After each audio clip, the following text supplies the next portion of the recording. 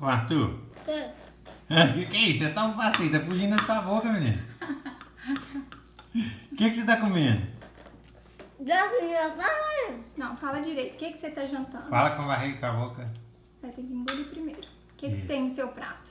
Bloco, arroz, couve, macarrão e azeitona. Você gosta de comer tudo isso? Que legal, gente. Olha o Arthur. Este menino tem muita saúde. É um bebê mesmo. É, e tem manga. Você é o quê? Você já comeu, mãe? Quer mais? Você Bebê, Você é o quê? eu não sou bebê. Você é o quê? Homem, O que a mamãe colocou pra você? isso, O que a mamãe colocou? Isso chama o quê? não foi. Manga. Manga. Agora isso aqui é muito ruim, né? Não. É o quê? Bloco, Mas é o quê? É ruim? não é ruim. É o quê, então? Delicioso.